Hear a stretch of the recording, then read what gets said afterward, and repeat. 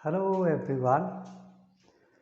आज मैं आपके लिए लेकर आया हूँ झारखंड बोर्ड के लिए सेट किए गए मॉडल क्वेश्चंस में से 12th साइंस का केमिस्ट्री का सेट 3। ओके, सेट 1 का मेरे चैनल में अपलोड हो गया है। बहुतों ने कंप्लेन किया कि सर स्पष्ट नहीं दिखाई दे रहा है, इसलिए मैंने इस सेट को चॉक बोर्ड में हल करने की कोशिश की है। ओके, ठीक है। पहला सवाल है, calculate the order of a reaction which has the rate expression rate equal to k concentration of A power 2 into concentration of B. अगर हम हिंदी में इस सवाल की बात करें तो अभिक्रिया के कोटि की गणना कीजिए जिसका वेग व्यंजक इस प्रकार है के रेट बराबर के गुना ए का मोलर कॉन्सेंट्रेशन का घात 2 गुना बी का मोलर कॉन्सेंट्रेशन। ओके, तो ये इसका रेट एक्सप्रेशन दिया हुआ है। तो रेट बराबर होगा, है ना, इनके घातों को जोड़ देना है। तो अगर 2 + 1 इक्वल टू 3, तो ये थर्ड ऑर्डर रिएक्शन है। ठीक, दूसरा सवाल है, right an application of adsorption. Okay, Hindi में इसका अनुवाद है, अधिशोषण के एक महत्व को लिखिए। तो एडजॉर्प्शन का एक बहुत ही प्रैक्टिकल इस्तेमाल होता है जो हमारे झारखंड के लिए भी ये लागू होता है, क्योंकि हमारे झारखंड में बहुत सी कोयले की खदानें हैं।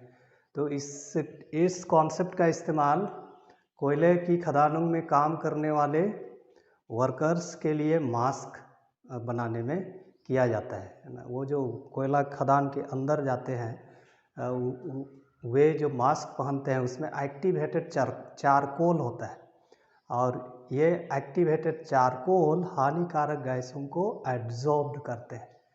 ओके, तो यहाँ लिख देना, it is used for making masks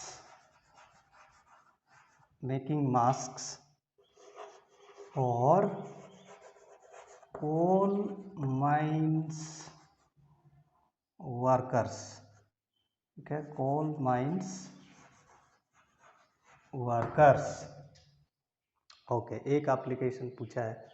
okay, इसके अलावा भी बहुत सारे एप्लीकेशंस हैं, है ना, जैसे निष्क्रिय गैसों के मिश्रण को अलग करने में भी इसका इस्तेमाल होता है। ठीक है, तीसरा सवाल है, write the oxidation number of copper in CuNH3 6 times Cl3। है ना, इस कोऑर्डिनेशन कंपाउंड में कॉपर का ऑक्सीडेशन नंबर कैलकुलेट करना है। ठीक है, हिंदी में लिखा है CuNH3 6 टाइम्स Cl3 में Cu की ऑक्सीकरण संख्या निकालें। ठीक है, कैलकुलेट करके दिखाना। तो यहाँ लिखना, let the oxidation number of copper in CuNH3 6 times Cl3 B equal to X। ठीक है, कॉपर का को X मान लेंगे, तो ये हो जाएगा X + 6 NH3 है। NH3 तो न्यूट्रल लिगांड है, इसलिए ऑक्सीडेशन स्टेट उसका होगा 0, प्लस यहाँ पर 3 क्लोरीन है तो 3 गुना 1 क्लोरीन का ऑक्सीडेशन स्टेट -1। इसको 0 के साथ इक्वेट कर देना और x के लिए सॉल्व करना। तो ये हो जाएगा x + 0 ना 3 गुना -1 -3 इक्वल टू 0। ये होगा x equal to, okay, x - 3 equal to 0। तो x बराबर हो जाएगा 3। अब इसके बाद इसका डी कोडिंग कर देना है ना, यहाँ हमने कोडिंग किया था तो इधर लिख देना, therefore the oxidation number of copper in CuNH3 6 times Cl3 equal to +3। ठीक है, तो ऐसा सिस्टमैटिकली बनाना। ओके, अगला नंबर है write the IUPAC name of CH3CH double bond CH2OH। तो जब भी आईपैक नेम वाला सवाल रहेगा तो पहले आइडेंटिफाई करना है कि इसमें फंक्शनल ग्रुप कौन सा है। ठीक है, तो फंक्शनल ग्रुप यहाँ OH है, अल्कोहल है। ठीक है, साथ में इधर डबल बॉन्ड है, तो इसका हम नंबरिंग करेंगे तो इसको छोटा नंबर देंगे 1 2 3 4। ओके, तो इसमें सिंगल बॉन्ड भी है कार्बन के बीच और डबल बॉन्ड भी है। ओके, तो 4 कार्बन है इसलिए वर्ड रूट हो जाएगा ब्यूट। अब यहाँ पर है ओके डबल बॉन्ड, दूसरा नंबर कार्बन से शुरू हो रहा है ब्यूट 2 इन, पहला नंबर में है alcohol but 2 en 1 ol. Okay, ठीक है, अब हम लोग जाएंगे 5वां सवाल। ओके, 5वां सवाल है which vitamin deficiency causes night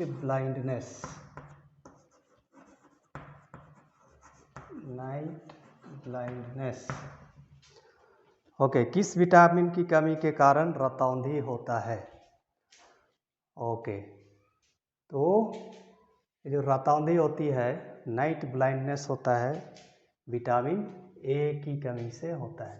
तो इसका आंसर हो जाएगा विटामिन ए। ठीक है, इसीलिए विटामिन ए को इसका केमिकल नेम है रेटिनॉल, रेटिना से रिलेटेड है। ओके, तो vitamin A causes the deficiency of vitamin A causes night blindness. ठीक है, छठवां सवाल है right any one use of PVC। Right any one use of PVC, polyvinyl chloride का कोई एक यूज हमको लिख देना है। तो पॉलीविनाइल क्लोराइड का बहुत सारा यूज है, जैसे हमारे घर में जो पानी के लिए प्लम्बिंग का काम होता है उसमें जो पाइप लगाया जाता है वो PVC का बना होता है। चापाकल का पाइप भी PVC का बना होता है। जो सीमेंट का बोरा होता है, सीमेंट का पैकेट होता है, वो भी PVC का बना होता है। इसके साथ साथ जो इलेक्ट्रिकल वायर होता है उसका इंसुलेशन वो भी PVC से किया जाता है। तो एक यूज लिख देना है। ओके, तो यहाँ लिख देना PVC is used for making pipes. Okay, making pipes. ठीक है, अब आते हैं सेक्शन ए का लास्ट सवाल। लास्ट सवाल है give an example of analgesic. Okay, give an example of analgesic. इसको एनाल्जेसिक या एनालिसिक कहा जाता है, दर्दनाशक। एनाल्जेसिक वैसी दवाओं या वैसे केमिकल सब्सटेंस को कहते हैं जो दर्द को हटाने के लिए किया जाता है। ओके, द केमिकल सब्सटेंसेस और the medicines which are used for relieving body pains are called analgesics. Okay, तो डॉक्टर अधिकांश डॉक्टर जो दवा प्रेस्क्राइब करते हैं वो होता है डाइक्लोफेनक सोडियम। तो आंसर में लिख देना डाइक्लोफेनक सोडियम। ठीक है, डाइक्लोफेनक सोडियम होता है या डाइक्लोफेनक पोटाशियम होता है। ठीक है। अगर ये भी नहीं याद होगा, अगर ये गलती से याद नहीं होगा तो यहाँ लिख सकते हो पैरासीटामोल, क्योंकि जब हमको सिर दर्द करता है तो हम क्या करते हैं, पैरासीटामोल लेते हैं। तो ये दो में से किसी को लिख देना। ओके, यहीं पर हम बता देते हैं पैरासीटामोल का स्ट्रक्चर क्या होता है। बहुत बार पूछा गया है पैरासीटामोल का स्ट्रक्चर। तो पैरासीटामोल होता है पैरासीटामिडोफिनॉल, ठीक है, पैरासीटामिडोफिनॉल।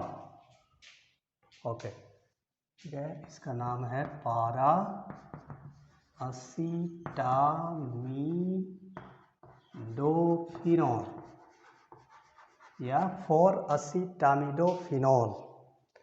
ओके, ठीक है। इसी के साथ सेक्शन ए कंप्लीट हो जाता है। इसको नोट कर लीजिए। फिर हम लोग जाते हैं सेक्शन बी में।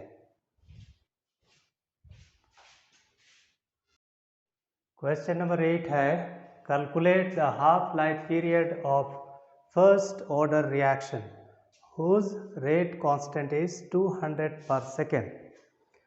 Okay, half life period of a reaction is the time required for completion of half of the reaction, या इसको बोल सकते हैं the time required for the conversion of exactly half the amount of reactants into products is called half life period.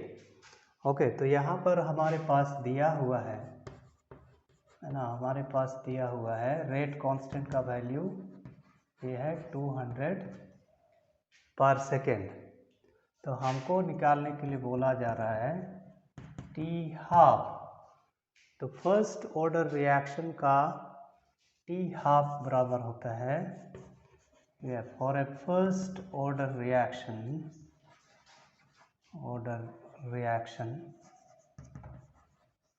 ये जो t half होता है this is equal to 0.693 by k. Okay, तो ये हो जाएगा 0.693 बाय 200। ओके, तो ये हो जाएगा, okay, 2 1 jar 2, 2 3 jar 6, okay, 2 3 jar 6, फिर 2 चौके 8, 2 छक 12, फिर इधर एक बचा, 2 पचे 10। तो ये होगा 0.3465 बाय 100। ओके, तो ये बराबर होगा 0.0, ओके, यहाँ पर 100 है, 0.03465 सेकेंड। ठीक है, यही है आंसर।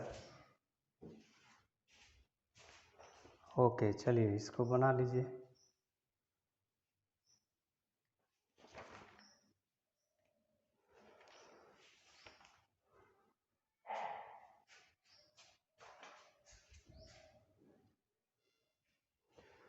अगला सवाल है, explain the following terms dialysis, Tyndall effect.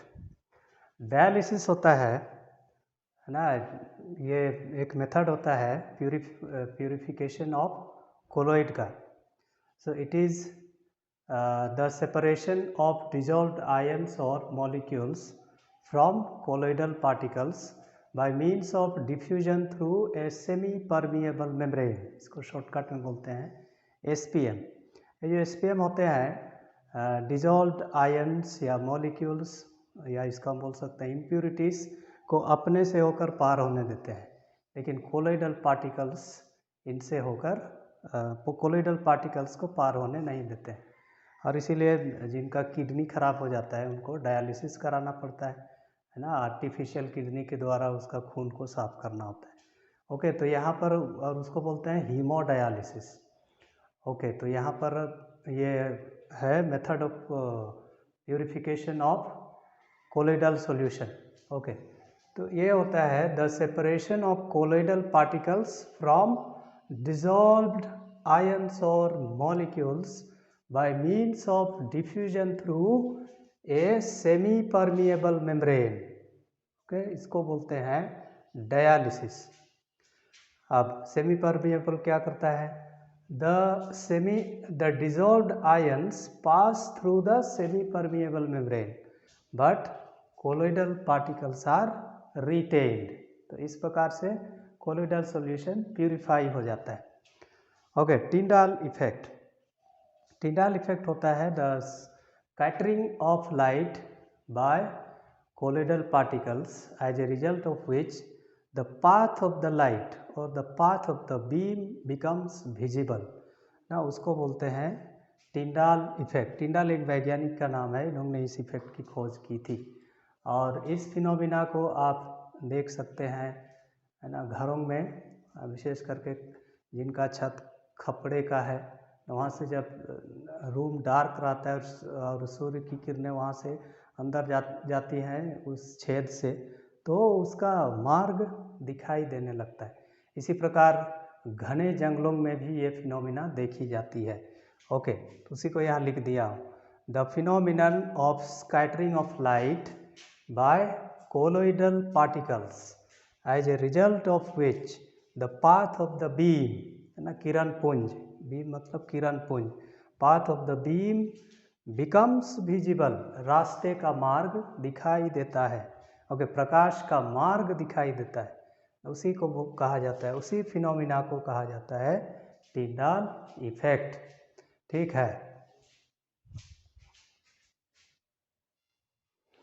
अगला सवाल है यूजिंग आईपैक नॉर्म्स राइट फॉर्मूले ऑफ द फॉलोइंग। पहला है पोटासियम टेट्रासायानो निकेलेट 2। ओके, तो फॉर्मूला लिखने के लिए सबसे पहले आप आइडेंटिफाई कीजिए कि सेंट्रल मेटल आयन कौन सा है, या निकेलेट, निकेल, तो स्क्वायर ब्रैकेट के बाद उसका सिंबल लिख दीजिए। फिर उसके बाद देखिए कि इसमें लिगांड कौन है ना, सायानो, टेट्रा मतलब 4 बार, 4 साइनाइड, Cn 4 टाइम्स।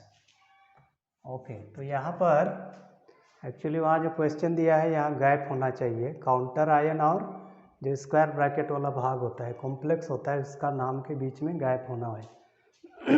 ओके, तो यहाँ पर जो काउंटर आयन है वो लेफ्ट साइड में है, मतलब ये एनायोनिक कॉम्प्लेक्स है, इसीलिए मेटल आयन का नाम का अंत 8 से हुआ है।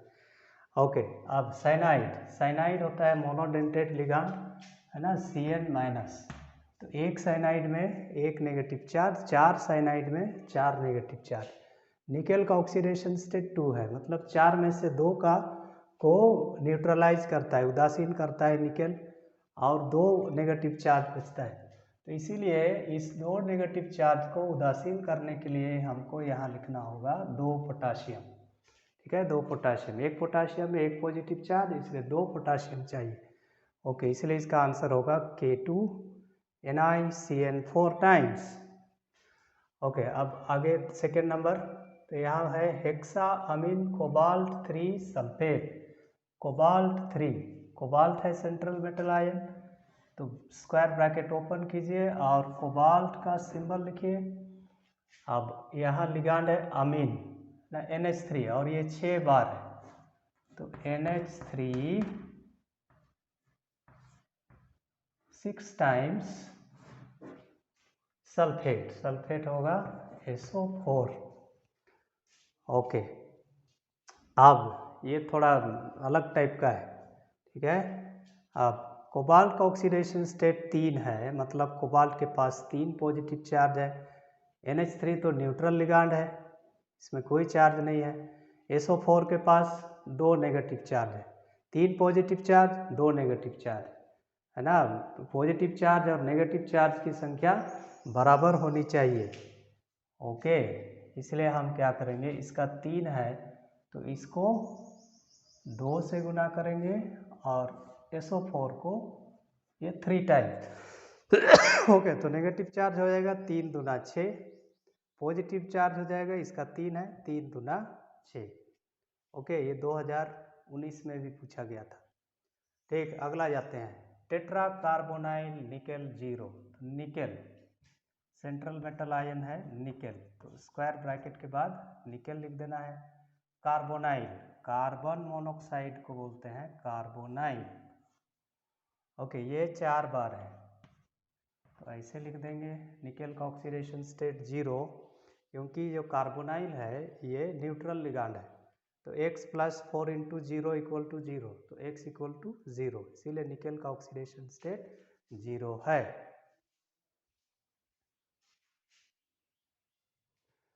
अगला सवाल है, write the products of the following reaction. Benzene, okay, aniline का रिएक्शन, अनिलीन का रिएक्शन सोडियम नाइट्राइट और HCl के मिश्रण से होता है 0 डिग्री सेल्सियस पर A बनता है ना। A है यहाँ बेंजीन डायज़ोनियम क्लोराइड। फिर इसको क्यूप्रस साइनाइड के साथ रिएक्शन कराएंगे तो यहाँ बनेगा सायानोबेंजीन। ओके, सायानोबेंजीन का रिडक्शन करेंगे, कैटालिटिक हाइड्रोजिनेशन करेंगे, तो यहाँ बनेगा बेंजाइल अमीन। ओके, तो C6H5NH2 का रिएक्शन NaNO2 + HCl के साथ करेंगे 0 डिग्री सेल्सियस पर, तब जो मेन प्रोडक्ट होगा वो होगा बेंजीन डाइअज़ोनियम क्लोराइड। ओके, तो ये हो गया A। फिर इसको क्यूप्रस साइनाइड के साथ रिएक्शन करेंगे तो बन जाएगा C6H5Cl। है, ये हो गया B। अब इसका कैटालिटिक हाइड्रोजिनेशन करेंगे तो Cn में यहाँ 2 हाइड्रोजन, यहाँ 2 हाइड्रोजन जोड़ देना है, C6H5CH2NH2। ओके, तो यही हो गया C। ओके, अगर नाम लिखना चाहेंगे तो लिख सकते हैं, नहीं लिखने से भी चलेगा। ये है अनिलीन, ये है बेंजीन डाइअज़ोनियम क्लोराइड, अज़ोनियम क्लोराइड, और ये है सायानोबेंजीन, और ये है बेंजाइल अमीन, बेंजाइल अमीन। ओके, ठीक है, अगर आप चाहें तो C6H5 के जगह में बेंजीन रिंग भी बना सकते हैं, लेकिन ये वाला सहज है, ऐसा ही लिख देना। Okay.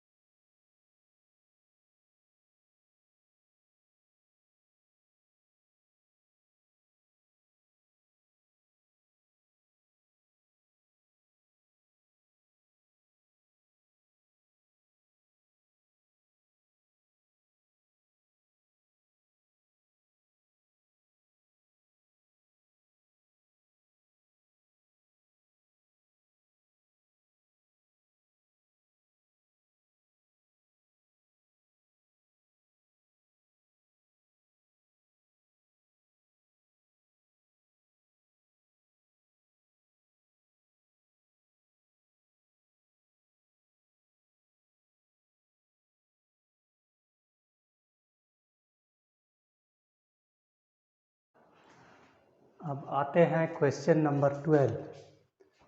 Define the following peptide linkage, और बी नंबर है denaturation of proteins. Peptide linkage, आप जानते हैं कि प्रोटीन होते हैं अल्फ़ा अमीनो एसिड्स के पॉलीमर्स। तो पेप्टाइड लिंकेज वह लिंकेज होता है जिसके माध्यम से alpha amino acid units proteins में एक दूसरे से लिंक्ड होते हैं, एक दूसरे से बंधे होते हैं। Okay, so it is the linkage by which alpha amino acids, okay, alpha amino acid units in proteins are held together. Okay, this is called or known as peptide linkage. इसे ये हम यहाँ एग्जाम्पल लिए हैं alanine का, alanine. Okay, ये है alpha amino acid, तो इसमें अमीन ग्रुप भी है, कार्बोक्सिलिक एसिड ग्रुप है ना। ये है alpha position. Okay, alpha position. तो इसी अल्फा कार्बन में NH2 है, इसलिए इसको बोलते हैं अल्फा अमीनो एसिड। तो जब दो मॉलिक्यूल अल्फा अमीनो एसिड का कंबाइन करता है तो COOH का OH ग्रुप और NH2 वाला H2, ओके, NH2 का एक हाइड्रोजन, ओके, NH2 का एक हाइड्रोजन ये जुड़ जाता है और जल के रूप में निकल जाता है और बाकी आपस में जुड़ जाते हैं। तो इधर भी वही रिएक्शन होगा, इधर का जो अलानाइन मॉलिक्यूल होगा वहाँ का COOH का OH और NH2 का H, ओके, आपस में मिलेंगे और जल के रूप में बाहर निकलेंगे। तो इधर भी एक पेप्टाइड लिंकेज बनेगा। ओके, उस भाग को हम नहीं दिखाए, केवल NH को दिखाए। तो इसी को बोलते हैं पेप्टाइड लिंकेज। ठीक है, C+ONH, इसको बोलते हैं पेप्टाइड लिंकेज। ओके, फिर इधर भी बन सकता है, यहाँ पर NH हो जाएगा। ओके, इधर C+O होगा। Okay, so peptide linkage is the linkage by which alpha amino acid units in proteins are linked to each other. Okay, अब अगला नंबर है denaturation of protein. Denaturation of protein होता है the process by which protein loses its physical as well as biological properties without changing its chemical composition. ठीक है, ये वो process होता है जिसके द्वारा प्रोटीन्स का फिजिकल और बायोलॉजिकल प्रॉपर्टी, ओके, बदल जाता है, लेकिन केमिकल कंपोजिशन नहीं बदलता है ना। जैसे हम अंडा को बॉईल करते हैं, है ना, अंडा को बॉईल कर देते हैं तो वो, है ना, सॉलिड फॉर्म में हो जाता है। ओके, लेकिन वो प्रोटीन ही रहता है, केमिकल कंपोजिशन उसका बदलता नहीं है। ओके, उसी को यहाँ लिख दिया, the process that changes the physical and biological properties of proteins without affecting its chemical composition is known as denaturation of proteins। और ये क्या के द्वारा किया जा सकता है? It is caused by change in temperature, temperature को बढ़ा करके, या चेंज इन pH, और एक्सपोजर टू रेडिएशन, और बाय एडिंग सम केमिकल्स। तो इधर एटसेट्रा लिख देना। ओके, तो ये हो गया क्वेश्चन नंबर 12। अब आते हैं question number 13। Right any two differences between thermoplastics and thermosetting plastics along with examples, है ना, कुछ एग्जाम्पल्स भी देना है। ओके, थर्मोप्लास्टिक्स का जो पॉलीमर चेन होता है वो लीनियर होता है। थर्मोसेटिंग प्लास्टिक्स का पॉलीमर चेन होता है वो क्रॉस लिंक्ड होता है। ओके, थर्मोप्लास्टिक्स को, है ना, गर्म करने पर वे सॉफ्ट हो जाते हैं, लेकिन थर्मोसेटिंग प्लास्टिक्स को जब हीट किया जाता है तो वो सॉफ्ट नहीं होते हैं। Okay, thermosetting plastics can be molded again and again by use of heat. Thermoplastics cannot be molded into second shape once they have acquired solid shape. Okay, thermoplastics are prepared by addition polymerization. Thermosetting plastics are prepared by condensation polymerization. तो इन्हीं सब differences को मैं यहाँ tabulate कर दिया हूँ। Okay, तो कोई दो पूछा है तो इनमें से कोई दो को आप लिख देना। दे हैव, ओके, या these have linear polymer chains. Thermosetting तरफ these have cross linked chains, है ना, जैसे कि बैकलाइट में हम देखते हैं। Second, these can be recycled. Either these cannot be recycled. Third, these become soft on heating. These do not become soft on heating. Fourth, these can be molded again and again by use of heat. Thermosetting taraf, these cannot be molded into second shape once it has taken solid shape. Okay, once it के बदले में लिखो they have, once they have acquired or they have taken solid shape. Fifth, these are prepared by addition polymerization and these are prepared by condensation polymerization. इधर कुछ example लिख देना, जैसे polythene, PVC, polystyrene, polypropene, orlon, okay, इत्यादि। इधर लिख देना bake light, okay, या लिखना मेलामाइन फॉर्मल्डिहाइड, ओके, ठीक है।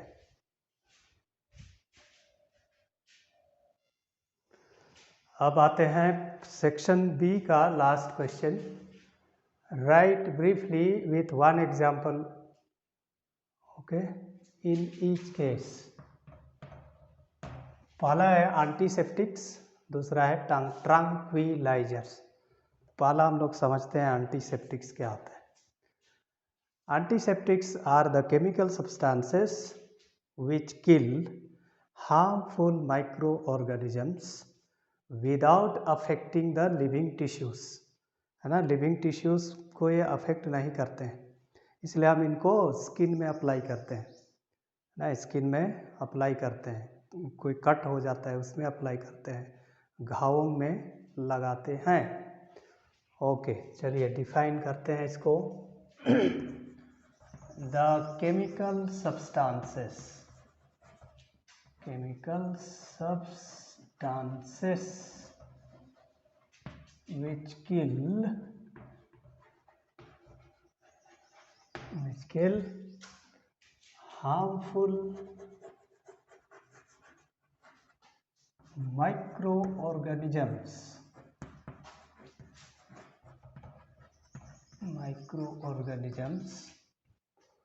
okay, without affecting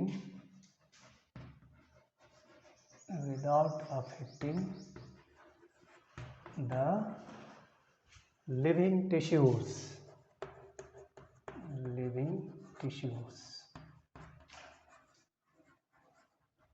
okay, are called antiseptics।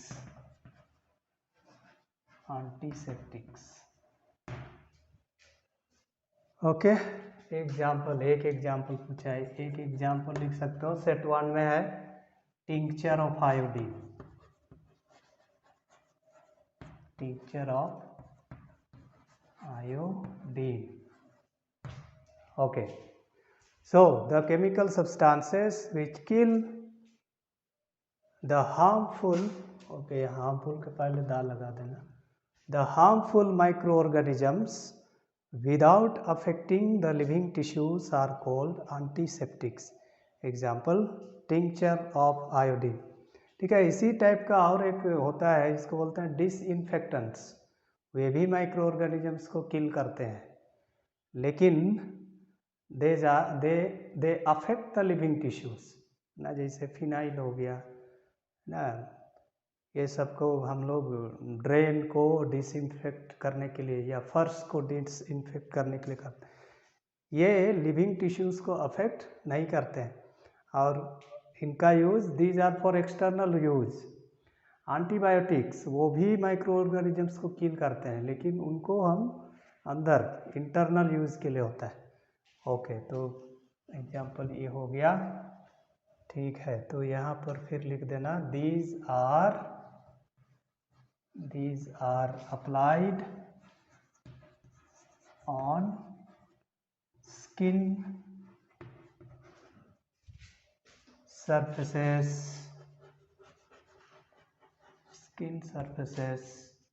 wounds, cuts,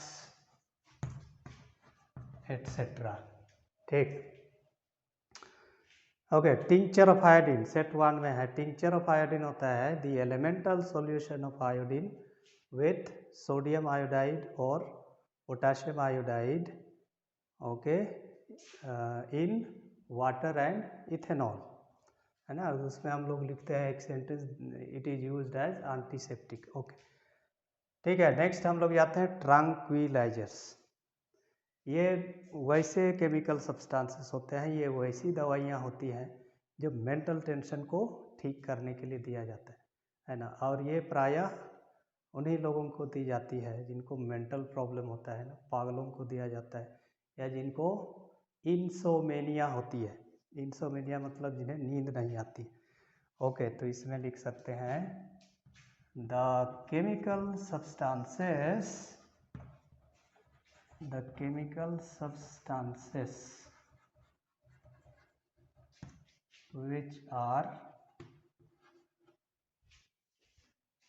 which are used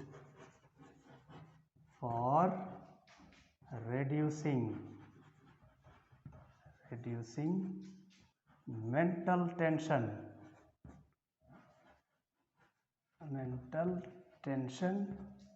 and anxiety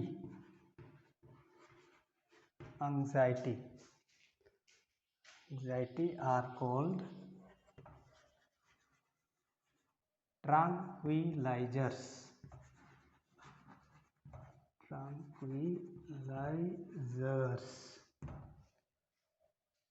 okay, इसका भी एक एग्जाम्पल लिख देना ना, जैसे एक एग्जाम्पल है इक्वानिल है, वैलियम है।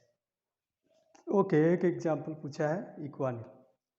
ठीक है, so tranquillizers are the chemical substances which are use for reducing mental tension and anxiety, दिमागी तनाव और एंग्जाइटी, बेचैनी, उसको ठीक करने के लिए किया जाता है।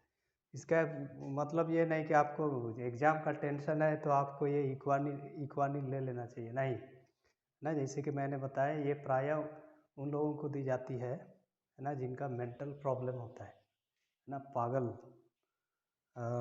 होते हैं या जिन्हें नींद नहीं आती है, उनको ये दवाइयाँ दी जाती हैं। तो इस प्रकार से हमने सेक्शन ए और सेक्शन बी कंप्लीट कर लिया। ठीक है, अब इसके बाद हम लोग देखेंगे सेक्शन सी।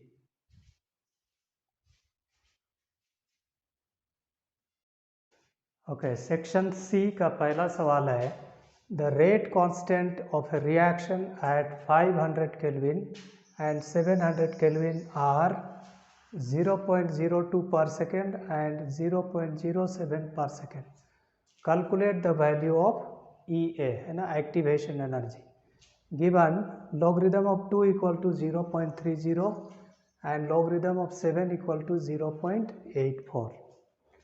ओके, तो जब भी आपको न्यूमेरिकल्स दिए जाते हैं तो सबसे पहले आप डेटा कलेक्शन कीजिए, आपके पास क्या क्या डेटा उपलब्ध है।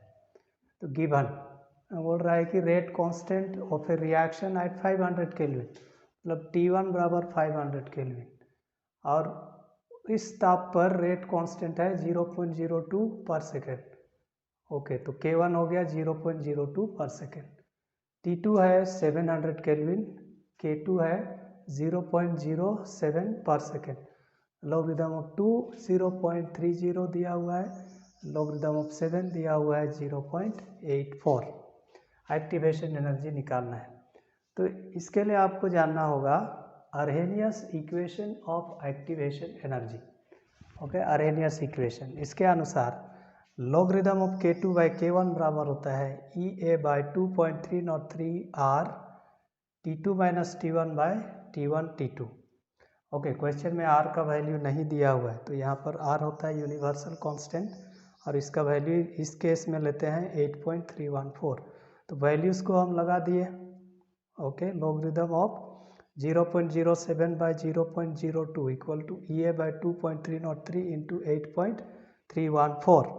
अब यहाँ पर एक फॉर्मूला यूज़ करना है, logarithm of A by logarithm of B equal to logarithm of A minus logarithm of B, इसलिए E हो जाएगा logarithm of 7 minus logarithm of 2 equal to EA by, इसको अभी ऐसे ही रहने देते हैं, 2.303 इंटू 8.314 इंटू, ओके, 700 में से 500 घटाए 200 आया, 500 इंटू 700 ये हो जाएगा 30, okay 35, okay 4 zeros, okay 3,50,000।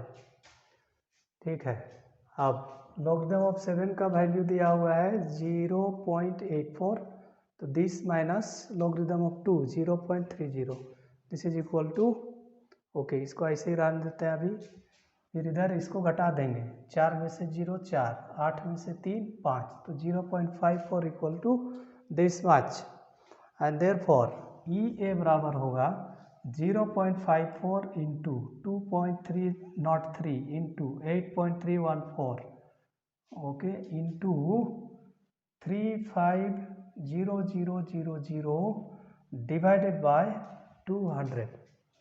Okay, तो ये दो जीरोस को काट देते हैं, फिर इसको 2 से काट देंगे, 2 1 जार 2, 2 7 जार 14, 2 5 जार 10।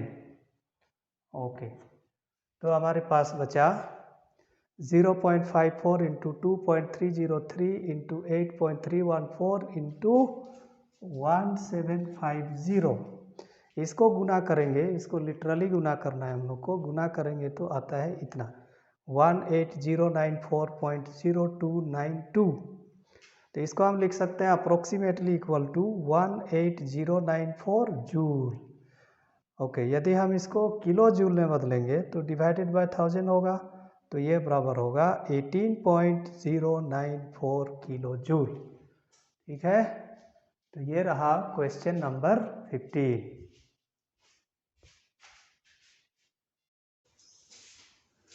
अब आते हैं question number 16।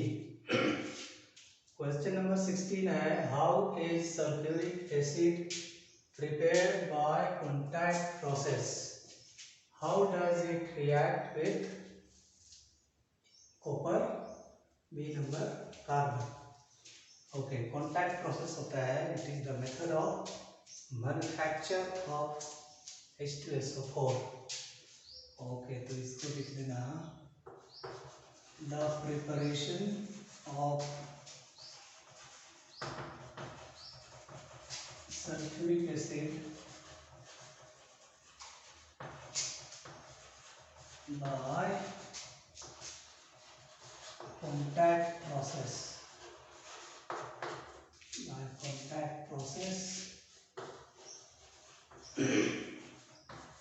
has the following steps। इसके ये स्टेप्स होते हैं। ओके, पहला स्टेप है formation of sulphur dioxide, formation of sulphur dioxide. Okay, SO2 is formed or prepared by burning either sulfur or iron pyrite in air or oxygen। इसी को लिखना है, SO2 is formed or prepared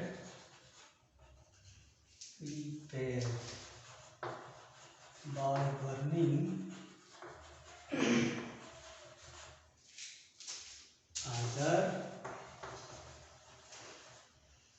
sulfur or iron pyrite in air or oxygen. तो हम sulphur को burn करेंगे oxygen में, तो बन जाएगा SO2, या हम क्या करेंगे आयरन पाइराइट FeS2, या फेरस सल्फाइड को बोलते हैं आयरन पाइराइट, इसको ऑक्सीजन में जलाएंगे तो बनेगा Fe2O3 ferric oxide plus SO2। ठीक है, इसको बैलेंस करते हैं और FeS2 के यहाँ 2 लगेंगे, यहाँ 4 4 दूना 8 8 सल्फर, इसलिए 8 ऑक्सीजन हो गया, 8 दूना 16, 2 किया 6, 16 और 6 22, 11 दूना 22। Okay, so SO2 is prepared by burning either sulphur और आयरन पाइराइट। दूसरा स्टेप है catalytic oxidation of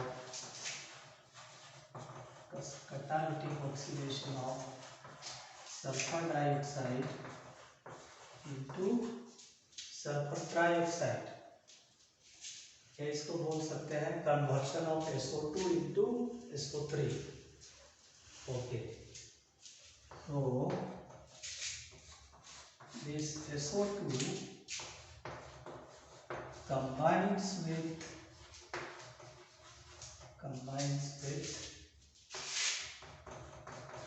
more of oxygen in the presence of catalytic, इसलिए यहाँ पर कोई कैटलिस्ट होगा, presence of V2O5 vanadium pentoxide to form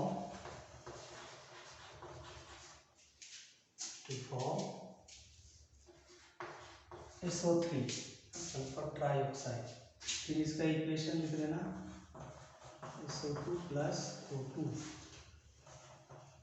यहाँ पर कैटलिस्ट V2O5 तो बनेगा SO3। ओके, ये 2 स्टेप हो गया। ठीक है, चलिए लिख लीजिए, इसको मिटाना पड़ेगा अगला स्टेप लिखने के लिए। ओके, क्वेश्चन को हम मिटा देते हैं।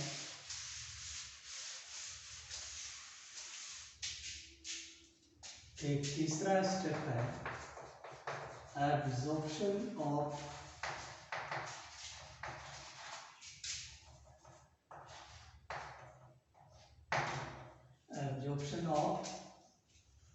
SO3 in 98% H2SO4।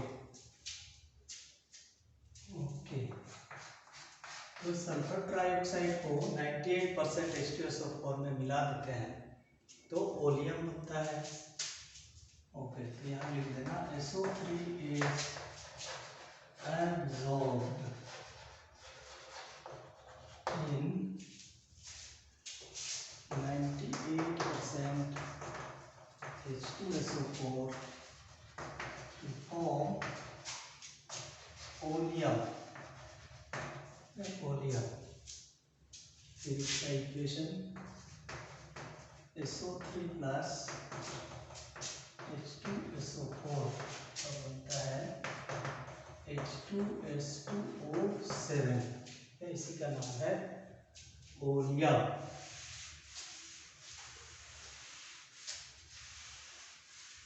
ठीक है, लास्ट स्टेप है dilution of oleum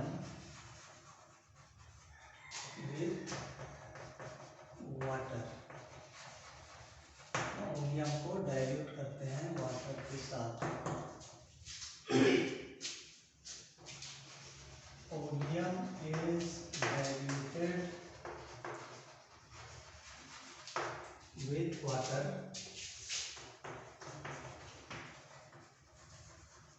to get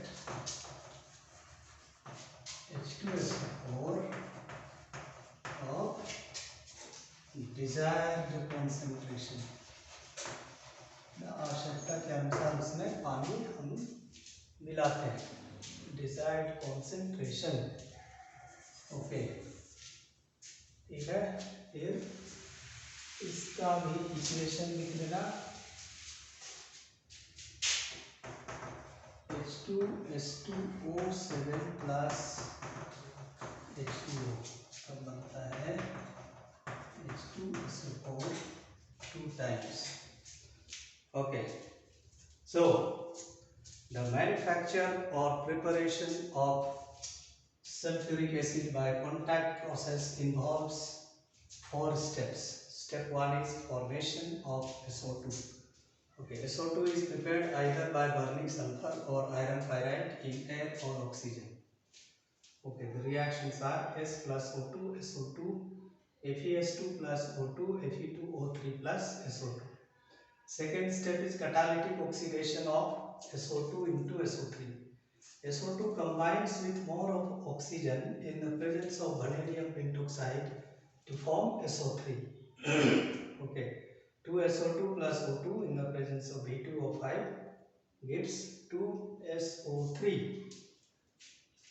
Okay, oxidation किस केस में ऑक्सीडेशन हुआ? दोनों ही मीनिंग में, यहाँ एडिशन ऑफ ऑक्सीजन हो रहा है, फिर यहाँ इंक्रीज इन ऑक्सीडेशन स्टेट। यहाँ सल्फर का ऑक्सीडेशन स्टेट है +4, यहाँ है +6, तो ऑक्सीडेशन हो जाता है +4 से +6 में। एक थर्ड स्टेप है absorption of SO3 in 98% H2SO4। तो SO3 is absorbed in 98% H2SO4 to form ओलिया। ओके, तो यहाँ H2SO4 जो यूज किया जाता है ये किसी और मेथड से बनाया हुआ H2SO4 होता है, उसमें SO3 को मिला देते हैं। Okay, SO3 plus H2SO4 H2S2O7, इसी का नाम है ओलियम। ओके, फाइनल स्टेप है dilution of oleum with water. Oleum is diluted with water to get H2SO4 of desired concentration. है ना, आपको 0.2 नॉर्मल चाहिए कि 0.5 मोलार चाहिए, उसी के हिसाब से पानी ऐड किया जाता है। ओके, ठीक है। अब आते हैं सवाल का दूसरा भाग, है ना, how does it react with copper and carbon.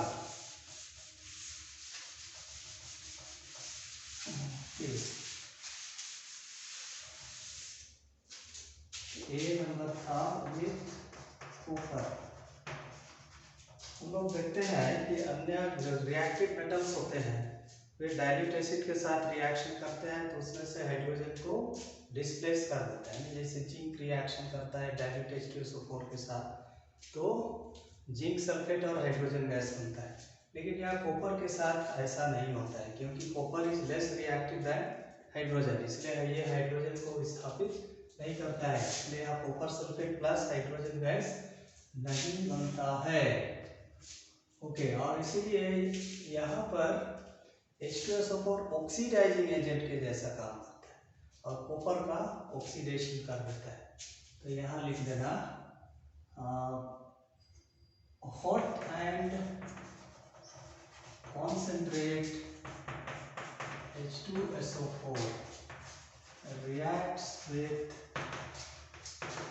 copper to form copper sulfate,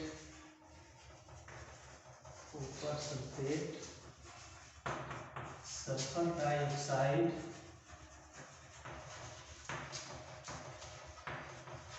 and water।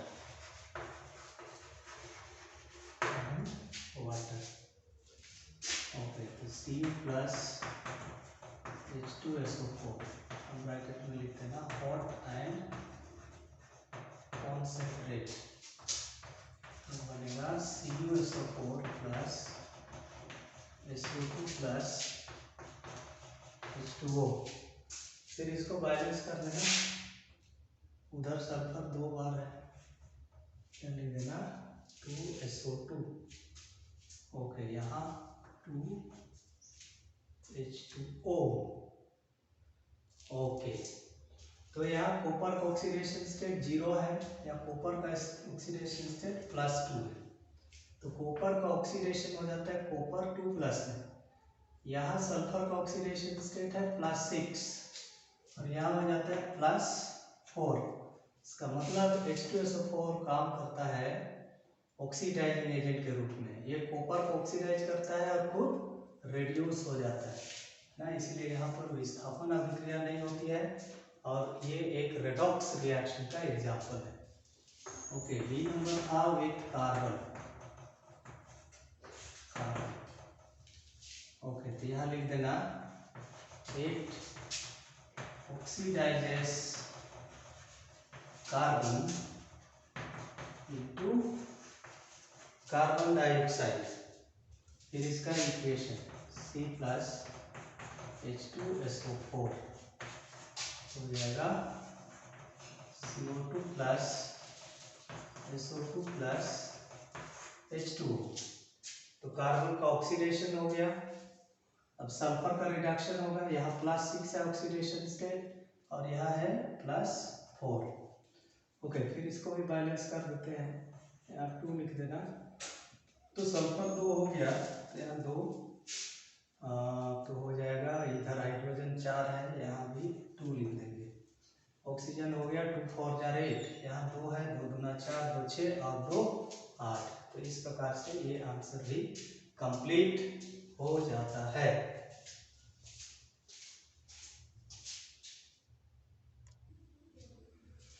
Question number 17 है, draw the structures of the following compounds. Okay, her set में स्ट्रक्चर बनाने के लिए दिया जा रहा है। ओके, ये है H2S2O8 पर ऑक्सो डाइसल्फ्यूरिक एसिड। ओके, तो पर ऑक्सो है, इसलिए क्या होगा, एक तो पेरोक्साइड बॉन्ड होगा, ठीक है, फिर इधर सल्फर, यहाँ सल्फर। सल्फर का बॉन्ड सभी ऑक्सो एसिड्स में 6 होता है, 2 डबल बॉन्ड, 1 2 3 4 5, फिर एक ऑक्सीजन और एक हाइड्रोजन। एग्जैक्टली इसका मिरर इमेज इधर, यहाँ O, H। ओके, H2SO8 हो गया। अगला है XeO3 सेंट्रल एटम है Xe। ओके, तो इसका स्ट्रक्चर होगा टेट्राहीड्रल इस प्रकार से, और यहाँ पर एक लॉन पेयर। ओके, अब XeOF4 सेंट्रल मेटल हो गया, स्क्वायर के हर कॉर्नर में एक एक फ्लोरीन, इसे, और यहाँ पर होगा डबल बॉन्ड O और इधर एक lone pair. Okay, square pyramid. ठीक, अगला है SF4, S हो गया, ओके, यहाँ पर F, यहाँ F और इधर एक लोन पेयर, तो E हो गया ट्राइगोनल प्लेनार, फिर यहाँ पर एक फ्लोरीन, यहाँ एक फ्लोरीन, ठीक है, C सो शेड। ओके, फिर अगला है S8 का शेप होता है, स्ट्रक्चर होता है क्राउन शेप, क्राउन का शेप S8। तो ऊपर में 5 सल्फर लिखना, ऐसे 1 2 3 4 5, तो इसको ऐसे सर्कल भी कर सकते हैं। 5 हो गया, तो नीचे 3, 1 2 3, ऐसे क्राउन के जैसे, ठीक है, क्राउन शेप। ओके, तो ये हो गए इनके स्ट्रक्चर।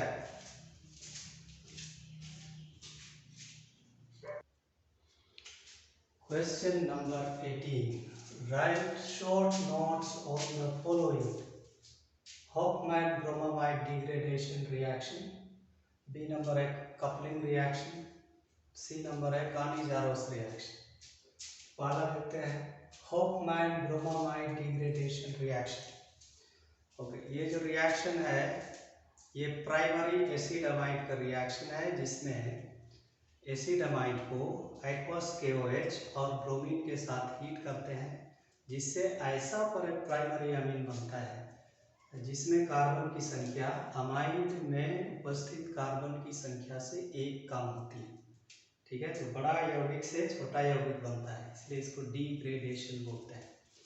ओके, इसी को यहाँ लिख दिया।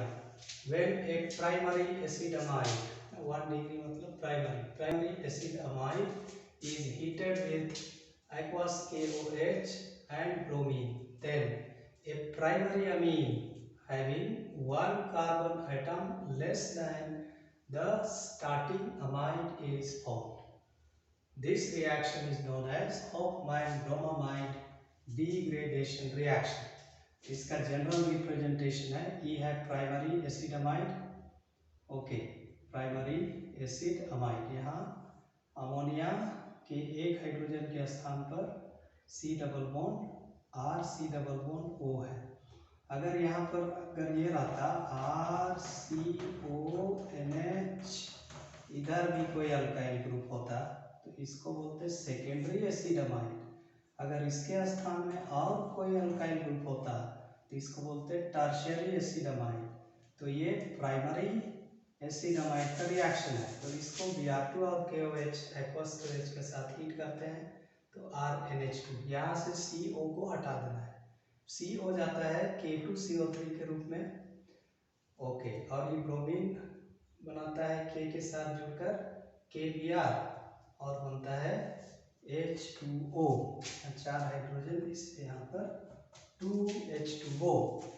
ओके, ऐसा जनरल एक्सप्रेशन लिखने के बाद कम से कम एक एग्जाम्पल लिख देना। ओके, एक एग्जाम्पल लिख देना, मैं यहाँ 2 एग्जाम्पल दे रहा हूँ। ओके, एग्जाम्पल, यदि हम असीटामाइड, ओके, असीटामाइड, या इसका अल्काइल नाम हो जाएगा इथेनामाइड, इसका हम हॉफमैन ब्रोमामाइड डिग्रेडेशन रिएक्शन कराएंगे।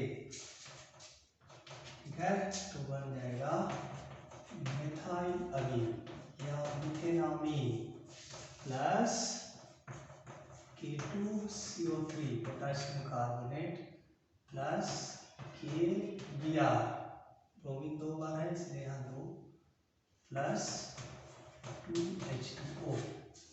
ठीक है, इसी को बोलते हैं हॉफमैन ब्रोमामाइड डिग्रेडेशन रिएक्शन। ठीक, ऐसा ही यदि आप लेंगे बेंजामाइड, बेंजोइक एसिड का amide, benzamide plus Br2 plus KOH। Okay, इसको हीट करेंगे तो यहाँ से CO हटा देंगे तो यहाँ बचेगा C6H5NH2, क्या, अनिलीन, आइपाइथेन benzenamine plus K2CO3 plus KBr, 2KBr plus 2H2O। Okay, तो मेन प्रोडक्ट लिखने के लिए स्टार्टिंग अमाइड है, वहां से CO को हटा देना है ना, CO को हटा देना है। ठीक है, ठीक, अब आते हैं कपलिंग रिएक्शन। कपलिंग रिएक्शन होता है ऑर्गेनिक केमिस्ट्री में एक क्लास ऑफ रिएक्शन जिसमें दो केमिकल स्पीशीज ऐड होते हैं, ठीक है, ज्वाइन होते हैं। इसी को यहाँ लिखें, the reactions which involve the joining of two chemical species okay are known as coupling reactions, known as coupling reactions, ठीक है। फॉर एग्जाम्पल, जब बेंजीन डाइअज़ोनियम क्लोराइड का रिएक्शन है, बेंजीन डाइअज़ोनियम क्लोराइड का रिएक्शन फिनॉल के साथ होता है, फिनॉल के साथ होता है 0 डिग्री सेल्सियस में, ठीक है, बेस की उपस्थिति में। Benzene diazonium chloride, okay, an ice cold solution of benzene diazonium chloride and phenol reacts in the presence of a base to form azodai। इसका जो H है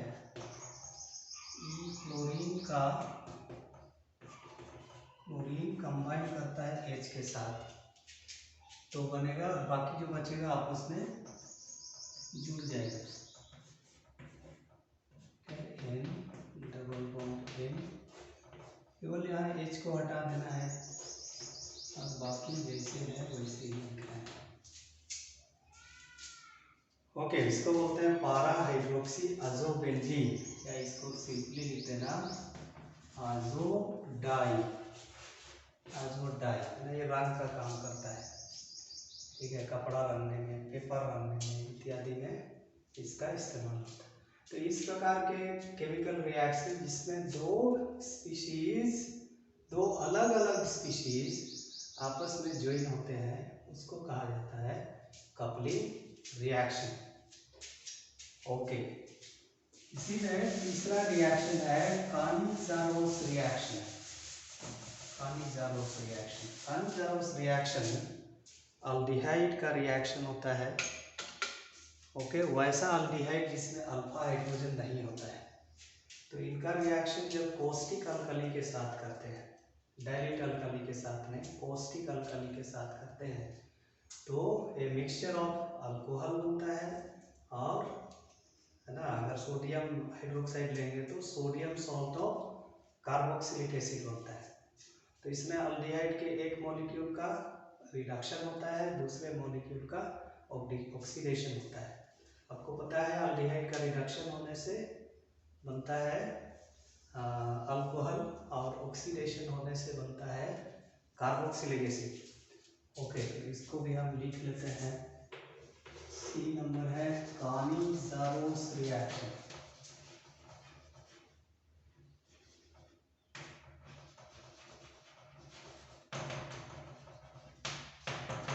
कानिज़ारोस रिएक्शन, ओके, स्पेलिंग में डबल N डबल Z है, okay, कानिज़ारोस reaction,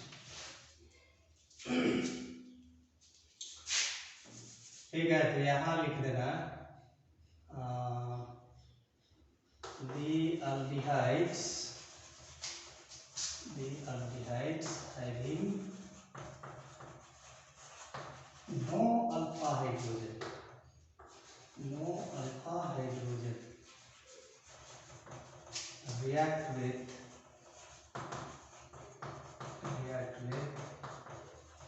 NaOH to form a mixture of alcohol and sodium salt of carboxylic acid,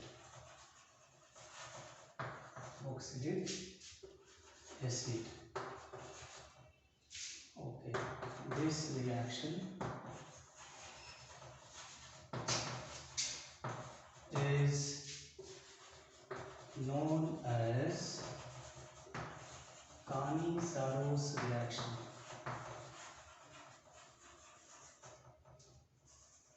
Cannizzaro reaction. तो इस level में इतना लिखना काफी है। या NaOH की जगह में KOH भी ले सकते हैं, नो प्रॉब्लम।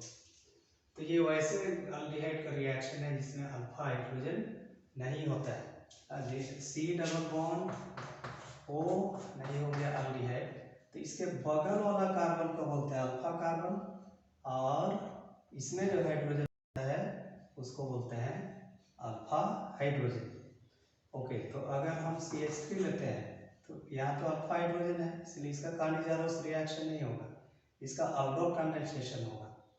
ओके, लेकिन यदि हम लेते हैं बेंजाल्डिहाइड तो इसका Cannizzaro रिएक्शन होगा, क्योंकि यहाँ अल्फा हाइड्रोजन नहीं है। तो एग्जाम्पल लिख देना एक। ओके, एक ही लिख दो, दो मॉलिक्यूल यहाँ भी लेना है, जैसे अल्डोल कंडेंसेशन में दो मॉलिक्यूल लेते हैं NaOH, तब बन जाएगा CH3OH plus HCOO Na, methyl alcohol plus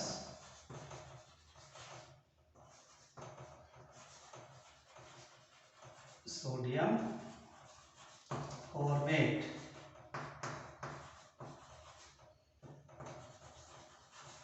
sodium format. Okay, ठीक है। ओके, ठीक ऐसा ही एग्जाम्पल में लिख सकते हो बेंजाल्डिहाइड का भी, C6H5COH, two molecules plus NaOH, तो बनेगा C6H5CH2OH plus C6H5COON, benzyl alcohol plus sodium benzoate. तो इस प्रकार के रिएक्शन को कहा जाता है Cannizzaro रिएक्शन। ठीक,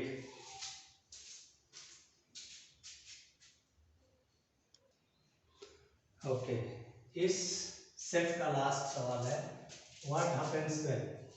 तो व्हाट हैपेंस व्हेन टाइप का सवाल को जवाब देने का डिटेल वर्जन भी है, इसको बहुत डिटेल लिखने की आवश्यकता नहीं है। नहीं तो लिखना होगा when acetaldehyde reacts with NH2OH then acetaldoxime is formed। तो क्या करना है, सबसे पहले इक्वेशन लिख देना, उसके बाद लास्ट में क्या मेन प्रोडक्ट बनता है इसको लिख देंगे। ओके, तो यहाँ रिएक्शन है acetaldehyde का NH2OH हाइड्रोक्सिलामीन।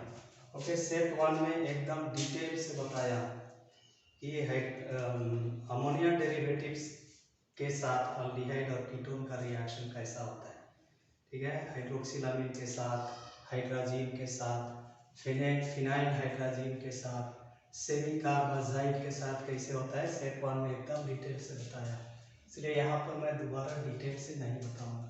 तो यहाँ पर इसका रिएक्शन होगा तो बन जाएगा CH3C H, यहाँ डबल बॉन्ड O के स्थान में लिख देना है NOH प्लस H2O, तो इसका नाम है acetaldoxime। इधर लिख देना therefore acetaldoxime is formed। ठीक है, तो अल्डिहाइड या कीटोन का रिएक्शन हाइड्रोक्सिलामीन के साथ होता है तो ऑक्साइन बनता है, असीटाल से असीटाल्डोक्साइन, असीटोन से असीटोक्साइन, बेंजाल्डिहाइड से benzaldoxime. Okay, second question, acetone reacts with NH2NH2, इसका नाम है हाइड्राजीन। तो अल्डिहाइड या कीटोन का रिएक्शन हाइड्राजीन के साथ होता है तो हाइड्राजोन बनता है। ओके, ये हो गया हमारा असीटोन प्लस NH2NH2। ठीक है। तो इसमें क्या करते हैं, ये H2 और ये O ये मिलकर जल बनाता है। बाकी जो बचता है ऑक्सीजन के स्थान पर हूबहू वहाँ उसको रख देना है। तो यहाँ से H2 हटा देंगे तो यहाँ बचेगा NH2। तो इसी को हम ऑक्सीजन के स्थान पर लिख देंगे NH2, इधर जैसा है वैसा ही लिखना है, प्लस H2O। ओके, ठीक है, स्थान नहीं हो रहा है। सवाल देखिए ना, तीसरा, formic acid reacts with concentrate H2SO4 मिटा है। ओके, तो ये नाम है असीटोन हाइड्राजोल।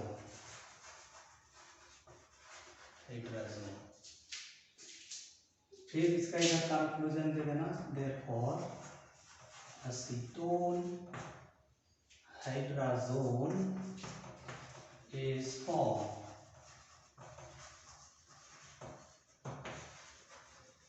एक्चुअली ये जो 5 क्वेश्चन है कई बार पूछे गए। ओके, बार बार पूछे जाते हैं सब सवाल। ठीक है, सी नंबर था formic acid reacts with concentrate H2SO4। Formic acid reacts with concentrate H2SO4। देखो, बाकी जो कार्बोक्सिलिक एसिड है कॉन्सेंट्रेट H2SO4 के साथ रिएक्शन होता है तो डिहाइड्रेशन होता है और एसिड अनहाइड्राइड बनता है। लेकिन ये अपवाद है, ये इसको तोड़ देता है, डिकम्पोज कर देता है। ठीक है, कार्बन मोनोऑक्साइड और H2O में, CO और H2O में। तो यहाँ लिख देना formic acid, therefore formic acid breaks into या decomposes into carbon monoxide and water. Carbon monoxide and water.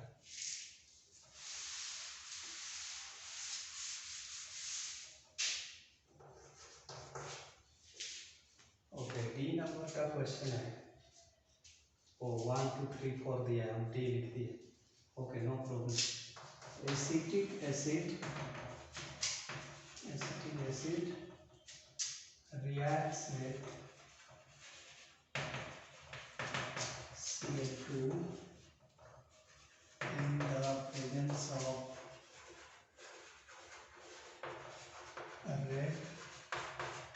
Red phosphorus की उपस्थिति में एसिटिक एसिड का रिएक्शन Cl2 के साथ होता है। ठीक है, इस रिएक्शन को बोलते हैं HBZ reaction. CH3COOH plus Cl2 red phosphorus. तो HBZ रिएक्शन में है ना, ये मोनोकार्बोक्सिलिक अलिफाटिक मोनोकार्बोक्सिलिक एसिड का रिएक्शन जिसमें अल्फा हाइड्रोजन होता है, तो उसको क्लोरीन या ब्रोमीन के साथ रेड फास्फोरस की उपस्थिति में रिएक्शन कराया जाता है। तो अल्फा, जितने भी अल्फा हाइड्रोजन होते हैं उसके स्थान पर क्लोरीन या ब्रोमीन चला जाता है। ओके, तो यहाँ पर 3 अल्फा हाइड्रोजन है ना, यहाँ COOH वाला कार्बन के जस्ट बगल वाला कार्बन अल्फा कार्बन और उससे जुड़ा हुआ हाइड्रोजन अल्फा हाइड्रोजन। तो यहाँ पर तीनों अल्फा हाइड्रोजन की जगह में क्लोरीन लिख देंगे, है ना, COOH प्लस HCl। 3 हाइड्रोजन है, यहाँ 3, तो 3 और 3 6 क्लोरीन, तो यहाँ 3। तो इसको बोलते हैं alpha comma alpha comma alpha trifluoro acetic acid. Alpha comma alpha trifluoro acetic acid. तो इधर कंक्लूजन दे देना, therefore alpha comma alpha trifluoroacetic acid is form. Okay,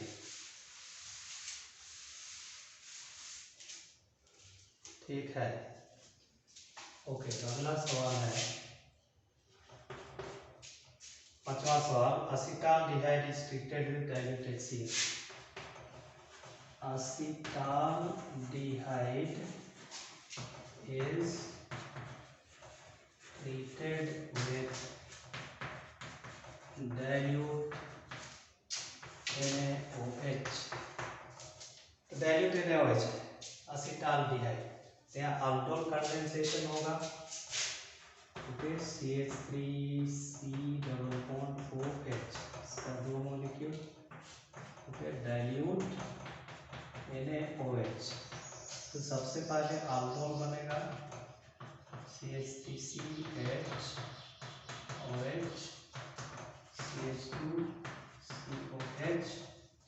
फिर इसको हीट करेंगे तो जल का एक मॉलिक्यूल हटेगा, यहाँ से OH, यहाँ से H, तो ये हो जाएगा CH double bond CH COH। Alpha beta unsaturated aldehyde. Okay, तो इस प्रोडक्ट का नाम होगा 1 2 3 4 ब्यूट टू ईन एल्डिहाइड है आल ब्यूट टू ईनल। तो इधर लिख देना है therefore but two enal is form. या तो लिख सकते हो अल्फा बीटा अनसैचुरेटेड एल्डिहाइड, लेकिन यहाँ स्पेसिफाई करेंगे हम ना, इसका नाम है ब्यूट टू ईनल। तो aldol कंडेंसेशन सेट 1 में डिटेल में बताया, तो उसमें प्रोडक्ट का नाम, प्रोडक्ट लिखते समय फर्स्ट स्टेप में क्या करते हैं, CH3C ई वाला भाग को इधर नीचे लिख देना है, O को OH में बदल देना है। फिर दूसरा मॉलिक्यूल से अल्फा कार्बन से एक हाइड्रोजन हटा देना है, जैसे यहाँ CH3 है, एक हाइड्रोजन हटाए तो बचा CH2, उसको जस्ट का तस इधर ऐड कर देना है, क्योंकि ये कंडेंसेशन रिएक्शन है। तो रिमूवल ऑफ स्मॉल मॉलिक्यूल्स होगा, रिमूवल ऑफ वाटर मॉलिक्यूल यहाँ। ओके, तो H-H2O, तो यहाँ का OH और इसके बगल वाले का H। यहाँ एलिमिनेशन रिएक्शन होता है between alpha and beta carbon. Beta carbon से OH हटाते हैं, अल्फा कार्बन से H हटाते हैं, तब यहाँ बनता है ब्यूट टू ईनल। ओके, तो इस प्रकार से हमारा तीसरा सेट कंप्लीट हो जाता है। उम्मीद है कि आपको इससे हेल्प मिला। अगर इससे आपको हेल्प मिला तो अपने दोस्तों के साथ भी शेयर कीजिएगा। ओके, सबों को अगर आगामी परीक्षाओं के लिए best of luck. May God bless you. Bye.